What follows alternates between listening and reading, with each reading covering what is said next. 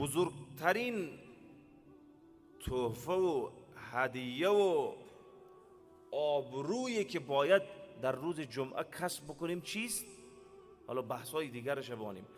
درود گفتن بر رسول مقبول صلی الله علیه وسلم. حضرت رسول صلی الله علیه وسلم فرمودن ما من احد يسلم علی الا رد الله علی روحی حتی ارد الیه السلام. تو که از اینجا وقتی درود میفرستی، رسول صلوات الله علیه میفرمایند خدا مرا در قبر زنده میکنه. رسول صلوات الله علیه میفرماید پروردگار عالم مرا در قبر زنده میکنه، من قد بالا میکنم، قد علم میکنم، باز استاد میشم، جواب درودی تو را و سلامی تو را میفرستم. یک صحابی پرسید که یا رسول الله شما درود ما را چطور میشنوین؟ شما خو مردگان در قبر پوسیده میرن، استخوانها پوسیده میشن. رسول صلوات الله علیه گفتن ان الله عز وجل حرم علی الارض اجساد الانبیاء. خداوند گوشت پیامبرا و جسد پیغمبرا را حرام کرده بر زمین. زمین جسد رسول الله را خورده نمیتونه. لذا رسول صلوات الله علیه فرمودن صلات امتی تعرض علی فی کل یوم و جمعه. هر جمعه درودها بر رسول الله پیش میشه. بعد رسول صلوات الله علیه گفتن که فمن کان اکثرهم علی صلاة کان اقربهم منی منزلة. هر کس که درودش زیاد بود به نزد ما جایگاهی از او خیلی زیاده. رسول مقبول صلوات الله علیه فرمودن یک درود 30 فایده داره. چطور؟ 10 گناه معاف میشه، 10 رتبه بالا میره، 10 حسنه ثواب داده میشه. یک نفر آمد محضر رسول صلوات الله علیه گفت که چقدر دعای خدا به تو اختصاص بتم، نصفش را، ثلثش را، کلش را. آخر گفت که کل دعای خدا به تو اختصاص میتم. یعنی ای رسول الله من دیگه به خاطر خود دعا نمی کنم، هر چی دعا میکنم به خاطر تو. یعنی درود گفتن معناش دعا کردن بر حق رسول صلوات الله علیه است دیگه. بعد رسول الله چی گفتن؟ وقتی اگر تو هیچ به خاطر خودت دعا نکنی، به خاطر خودت همش درود بخوانی بر رسول صلوات الله علیه، گفتن تکفا همک و یغفر ذنبک. هر مشکل دنیاوی که داری خدا او را به برکت درود حل میکنه و هر گناهی که از تو سر بزنه خدا به برکت درود او را چی میکنه؟ الله او را عفو میکنه، گذشت میکنه. هر دعا احتمال رد شدن و قبول شدن داره. همونطورست نه؟ هر دعا احتمال داره که رد شوه، احتمال داره قبول شوه. الله بخواه قبول میکنه، بخواه رد میکنه. بجز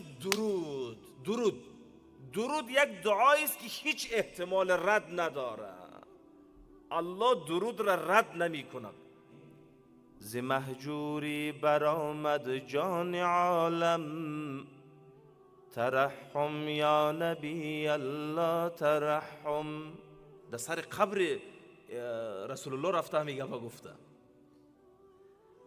نه آخر رحمتا للعالمینی، ز محرومان چرا غافل نشینی. ای رحمت للعالمین از ما محروما غافل نباش، به یاد ما هم باش. ز خاکی لاله سیراب و برخیز، چون نرگس خواب چند از خواب و برخیز. ای گل نرگس از خواب بلند شو، ای گل لاله و گل نرگس. به رسول الله میگه برون آور سر از بردی امانی، که روی تو صبح زندگانی. بیرون آور سر از بردی امانی، که روی تو صبح زندگانی. از او جامه و کالاهای یمنی که در تن داشتی، رسول صلوات الله علیه لباسهای یمنی می پوشید. میگه همون لباسهای سرت از او جامعه یمنی بیرون کن، از کفن یمنی بیرون کن، یک دفعه ببینم چهره ای تو را. شبی اندوه ما را روز گردان، ز رویت روز ما فیروز گردان. بطن در پوش عنبر بوی جامه، بسر بر بند و کافوری عمامه. ای رسول الله، یک دفعه دوباره لنگی و دستار و عمامه خود پیشیده از قبر بلند شو. فرو آویز و از سرگیسوان را، فگن سایه و پا سروی روان را. رسول صلی الله علیه گیسو داشتن.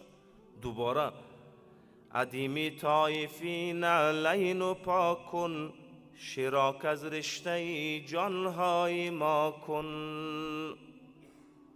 بله، زی حجره پای در صحنی حرمنی، به فرقی خاک رهبوسان قدمنی. پایت به فرق سر جامی بمان، اگرچه غرق دریای گناهیم، فتاده خشک و لب بر خاک راهیم. درست غرق گناهیم، لیکن با لبان خشک به خاک و گرد و غبار راه تو خدا انداختیم.